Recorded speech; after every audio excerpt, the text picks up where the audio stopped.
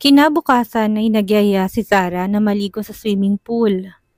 Nakasuot ito ng makulay na swimsuit, bakas ang kasiyahan sa cute nitong muka habang siyang nagsisilbing tagabantay.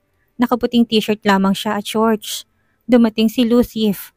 Madami itong dalang laruan. "Daddy!" ani Zara na ikinagulat niya. "Anak, madami akong toys na dala." "Daddy, swimming tayo." "Teka, may bago akong salbabida." "Kurt, hipan mo to." Anito sa sekretary at mabilis na nag-alis ng t-shirt upang samahan sila sa paliligo. Umiwas siya ng tingin sa mala-adonis na pangangatawan ni Lucif. Wala pa rin itong kupas. Macho at super gwapo pa din. "Daddy, tignan mo. I know how to swim." Ani Zara na umakyat sa gilid ng pool at nag-dive. Naubusan siya ng energy sa anak. May sakit pa ito pero napakasigla. "Wow, ang galing. Sino nagturo sa yung lumangoy?" "Si Mami po." Panay ang pasikat ni Zara. Takbo, talon, tawat langoy. Tila wala itong kapaguran. Hawak niya si Zara habang nakasakay sa salbabida. Biglang yumakap si Lucif mula sa likod. Ipinatong ang mukha sa balikat niya. Sinasadya nitong idikit ang pagkalalaki sa kanya. Hindi siya makaganti ng pang-aakit dahil nahihiya siya sa anak. Pasimple siyang kumawala sa yakap ng lalaki. Ngunit tayo siyang pakawalan. Dumating si Kurt na may dalang kamera. "Picturean ko po kayo. Ang ganda ng eksena." Sabay-sabay silang tumingin sa kamera at nag-pose. Isang palakpak ang kanilang nadinig. "Magaling, magaling. Perfect family. May pool party pala, hindi man lang kayo nag-imbita." Banat ni Angela na hindi nila namalayang dumating. "Ang saya ninyo, Rosalie. Nagtagumpay ka na naman naguluhin ang tahimik na buhay ni Lucif. Sinong batang yan? Anak mo sa ibang lalaki?" "Angela, mag-usap tayo. Huwag kang gumawa ng gulo." Ani Lucif na umahon sa pool. "Huwag mong hayaan na gamitin ka ng babaeng yan. Sinungaling yan. Tsak na masamang motibo niya sa pagbabalik." Huli na nang mapansin niyang paggamit ni Zara ng water gun at binasa nito si Angela. "Lucif, tingnan mo! Manasinang bata! Maldita!" Anitong umiwas sa tubig at nagtago sa likod ng lalaki. Hinila na ito ni Lucif upang makalayo sa kanila. "Zara, magbanlaw ka na." Kinaragan niya ang batang nag-e-enjoy sa paliligo. Sabi na nga ba niya na hindi magandang nanditong anak. Buong araw silang hindi lumabas na mag-ina ng kwarto. Bukas ay ipapahatid na niya si Zara kay Lena. Nakatulog siya ng hapon at paglabas niya ay madilim na. Natanaw niya sa kubo si Lucif. Pinuntahan niya ito. "Nakaalis na ba si Angela?" "Oo, umuwi na siya." "Anong relasyon niyo ni Angela?" Hindi niya mapigil ang magtanong. "Hindi ko alam dahil sa amnesia ko." Tumango lamang siya. Nagdalawang isip siya kung sasabihin ba dito na siyang nagligtas at hindi si Angela. Ngunit saka na lang kapag nakabalik ng alaala nito. "Huwag kang magselos dahil ikaw ang pinapaniwalaan ko." Pumasok siya sa kubo at tumabi dito. Pumatak ang ulan sa labas. Lalong nagdilim ang paligid. Hinaplos ni Lucif ang buhok niya. Nilapit nitong mukha sa mukha niya. Kumabog ang kanyang dibdib. Heto ng kanyang hinihintay na sandali. Naglapat ang kanilang mga labing uhaw na uhaw. Binuhat siya nito at ipinasok sa kwarto ng maliit na kubo. Muli nilang narating ang langit ng magkasama. "Rose, walang tulugan. Namiss kita ng sobra." Bulong nito sa tenga niya. "Sir Lucif, hinahanap po kayo ng daddy niyo." Tawag ni Kurt mula sa labas ng kubo. Nadinig ni Rosalie ang mahinang mura sa bibig ni Lucif. Mabilis itong nagbihis. Lumabas ito ng kwarto at sinanya siya na huwag lumabas. "Lucifer, lumabas ka!" Boses ni Don Martin. Napakubli siya sa likod ng pinto matapos kuhanin ng panty at ayusin ang damit na nakalilis. Umakyat ang ama nito sa loob ng kubo. Sinalubong ito ni Lucifer at nagmano.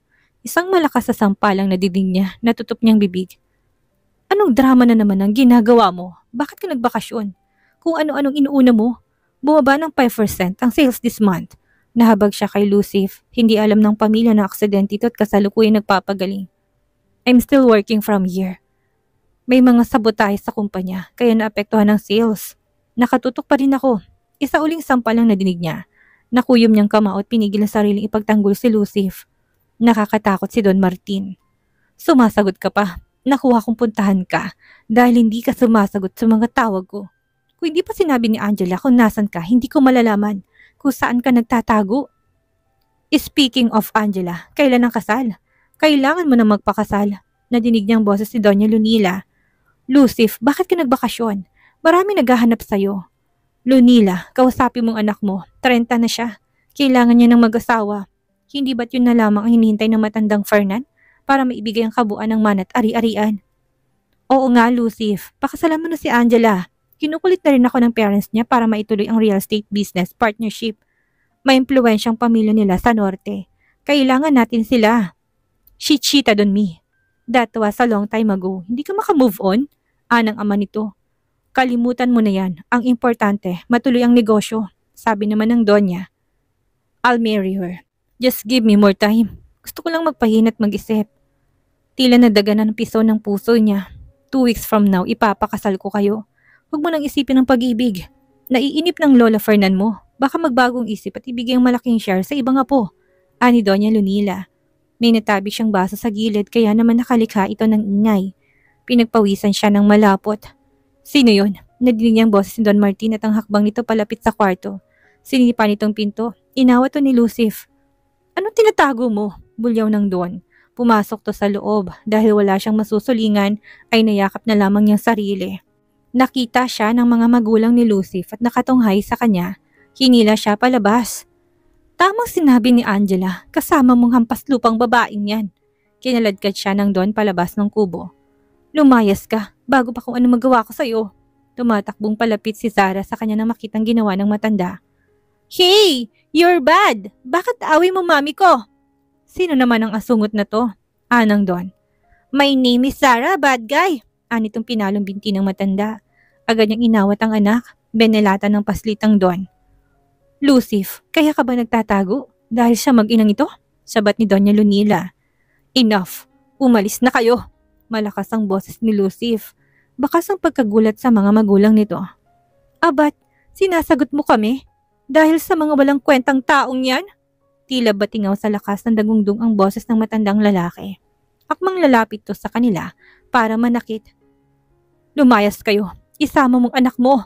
Hinawakan ng Don ang braso niya, tinulak silang mag-ina. Bitawan niyo ko. Aalis kami. Hindi niyo kami kailangang ipagtabuyan. Nagulat na lamang siya nang bumagsak ito sa lupa dahil sa itinulak ni Lucif. Pinagtanggol sila nito. Tila naglalabas ng bolang apoy ang mata ni Don Martin. Gago ka? Anang Don at kaagad tumayot sinuntok si Lucif. Dumugo ang labi nito. Umawat si Kurt at pinaglayo ang mag-ama. Magsasalita pa sana ang Don na biglang barilin to ng water gun ni Zara. Muntik siyang atakin sa puso sa tapang ng anak. Inasinta nito ang dalawang matanda. Inagaw niyang water gun. Nagtago sa likod niyang anak. Kinarga niya si Zara at pinasok sa kwarto. Inayos niyang mga gamit nila. Ang ganitong eksena, ang ayos sana niyang makita ni Zara. Tinawagan niya si Lena na may pinuntahan at hindi pa bumabalik ngunit hindi ito sumasagot. Napatingin siya sa labas. Umuulan ulit ng malakas. Bukas na bukas din ay aalis na silang mag-ina. Dumedi si Zara at natulog na rin matapos ang ilang oras. May mahinang katok, agad niyang binuksan. Akala niya si Lena, bahagya siyang nagulat na si Lucif pala. Pumasok to sa loob, naamoy niyang alak sa hininga nito. Nakita niyang natuyong dugo sa labi ni Lucif. Pinaupo niya ito at kumuha siya ng first aid kit. Gamutin natin ang sugat mo. Hindi naman masakit. Napatingin to sa malatang nasa gilid. Bakit nakalabas ang maleta mo? Hindi mo kailangang umalis dito. Nakita mo naman kung anong nangyari kanina. Gulo lang. Magkita na lang tayo. Hindi tayo pwedeng magsama sa isang bahay. Ayoko ng ganyang drama para sa anak ko. Baka akala niya normal lang ang nag-away at nagsasakitan. Aniya habang naghahanap ng bulak sa drawer. Niyakap siya ni Lucif mula sa likuran. Don't leave. Dito lang kayo ni Zara. Humarap siya dito. Hahanap lang kami ng apartment o hotel na malapit dito. Pupuntahan kita araw-araw. Pinapaalis na kami ng mga magulang mo. Huwag mo intindihin ng mga yon. I will talk to them. Kilala ko mga magulang mo. Kahit na bata papatulan nila, ayokong ipagtatabuyan kami na parang aso. Okay lang ako, pero hindi ang anak ko. Hindi ako papayag na may mang-aapi sa kanya. Hindi ko kayo pababayaan. Anitong humalik sa kanyang leeg. Lucif, masyadong naging mabigat ang araw na to. Magpahinga ka na muna. Matulog ka na at mag-usap tayo bukas. Rose, huwag mo akong iwan. Kay ni Zara, umiwas siya ng tingin. Hindi siya makasagot. Alam niyang hindi siya magtatagal. May pag-asa ba sila? Rose, sa akin na lang kay ni Zara. Ani Lucif na puno ng emosyon ng mga mata. Tumango si Rosalie. Kahit na alam niyang kasinungalingan lamang na hindi sila aalis.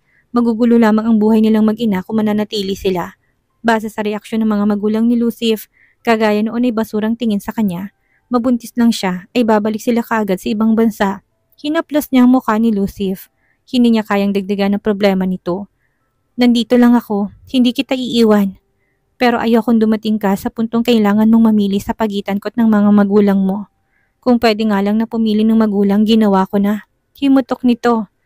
Kahit nabalik ta rin ng mundo, magulang mo pa rin sila. Kausapin mo na lang siguro ng masinsinan. Hindi sila nakikinig, puro pagkita ng perang nasa isip nila. Nakita niya ang frustration sa mukha ni Lucif. Hinaplas niyang mukha nito. Everything will be alright. Dinampian niya ng halikang labi nito. Nang ihiwalay niyang labi ay hinabol nito at hinalikan siya ng mariin. Teka lang, baka magising si Sarah. Hindi yan, basta walang maingay sa ating dalawa. Anitong sinandal siya sa pader at sinunggaban siya sa leeg.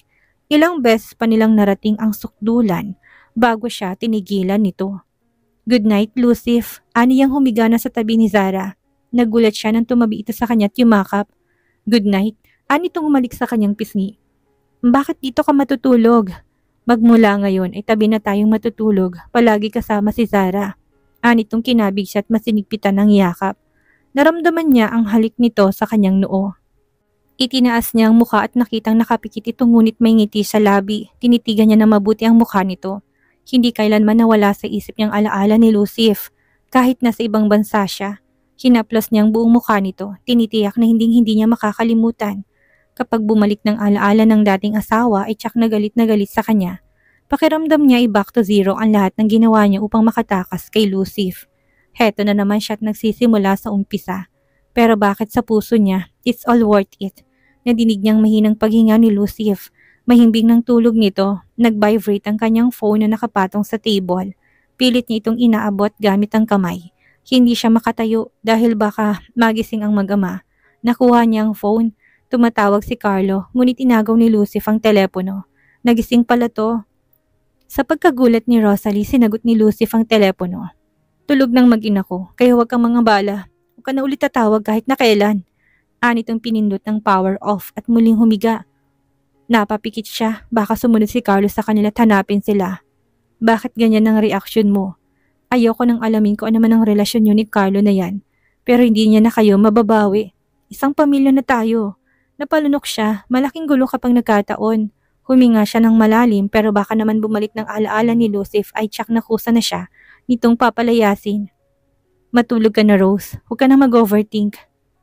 Basta, walang kahit na sinong makakapagpahiwalay sa atin. Tumangon na lamang siya dahil hindi niya alam ang sasabihin. Muli siyang humiga at pinilit na matulog. Nakatagilid siya kay Lucif. Kinabukasan ay wala na sa tabi niya si Zara at Lucif. Maliwanag nang magising siya. Napabangon siya at natanaw sa bintanang mag-ama na naglalaro. May nakalatag na picnic mat na puno ng laruan. Napangiti siya sa eksenang nakakatunaw ng puso. Mabilis siyang naligo bago bumaba. Tumabi siya sa mga ito. Mommy! Tawag ni Sarah. Look! Super many toys. Nakatawang sabi nitong hindi alam kung aling laruan ang uunahin. Lucif, ang dami naman ng laruan. Ani ang nakatingin sa mga kahon na hindi pa nabubuksan. Inabot nito ang kanilang kamay. Actually, ako mas masaya kapag nakikita kong happy si Zara. Salamat, Lucif, sa lahat ng ginagawa mo. Wala kang dapat ipagpasalamat. Magmula ngayon ay responsibilidad ko na kayong mag-ina. Let me take care of you. Kagaya na sinabi ko kagabi, hindi na tayo maghihiwalay. Saglit siyang natigilan. May amnesia lang si Lucif kaya ganito. Pero paano kung hindi na bumalik ang alaala nito? Huminga siya ng malalim. Tuloy ang plano niya. Kahit na anong mangyari, at isa pa'y magpapakasal na din ito. Nga pala, mawawala ko ng 2 araw. May conference akong dadaluhan. Kung gusto ninyo ay pwede kayong sumama sa akin. Hindi na, dito lang kami ni Sarah. Huwag mo kami intindihin, madami namang mapapasyalan. Basta kapag may kailangan ay magsabi ka na lang. I'm just 1 call away. Nagayang mamasyal si Zara, nasa loob na ng mall silang mag-ina at nagsimulang maglakad-lakad sa isang sikat na department store. Dinala niya ito sa mall upang maglaro sa malaking playground. Naglakad na muna silang mag-ina at bumili ng ilang gamit na kailangan. Tuwang-tuwa ang bata, lalo't madaming nakikitang tao at laruan. Nagpunta na sila sa children's playground. Binitawan niyang anak upang magbayad. Inabot sa kanya ng cashier ang ticket, ngunit pagtingin siya sa tabi at paligid ay wala ang anak. Zara? Zara? Tawag niya habang nagsisimula na magpanik. Dahan-dahan siyang naglakad sa paligid, umaasa na maririnig ang boses ng anak o makita ito naglalaro sa tabi. Matapos ang ilang minutong paghahanap at pagkabahala, lumapit siya sa mga staff ng mall at kaagad na nag-report ng pagkawala ni Zara. Tulungan niyo ako na makita ang anak ko. Pakitignan sa CCTV. Nasa harap kami mismo ng playground. Aniyang umiiyak na baka kung anong nangyari dito. Hindi niya mapapatawad ang sarili. Huminahon po kayo, misis. Tumawag na po ako ng security para tumulong, sabi ng staff. Habang ang mall staff ay mabilis na kumilos, ang puso niya ay labis ang pag-aalala. Panay ang dasal niya na makita niyang ligtas si Sarah. Tinignan niyang CCTV. Pamilyar ang babaeng kumuha kay Zara. Si Angela, tila napagutan ng ugat ang ulo niya, pati puso niya ay tumigil sa pagtibok. Hayop ang babaeng yun. Zara, hayan palang mami mo. Tinig mula sa likod, marasyang napalingon. Karga ni Angela ang anak na may hawak na candy at laruan. Misis, kasama lang po pala ng kaibigan yung anak ninyo. Anong security guard. Agad siyang lumapit sa anak. Zara, hindi ka ba sinaktan? Tinignan niya mabuti ang bata. Umiling ito. Kinuha niyang hawak nito at itinapon sa basurahan. Anak, ibibili kita ng bago. Matalimang tingin ipinukol niya kay Angela. Ayaw niyang gumawa ng iskandalo dahil kasamang anak. Hayop ka, ani ang mahina at gigil na gigil sa babae. Tumawa to na nakakaloko. Patikim pa lang yan. Kaya kung kuhanin ng batang yan nang walang kahirap-hirap at ipakain sa pating kapag hindi mo nilayuan si Lucif.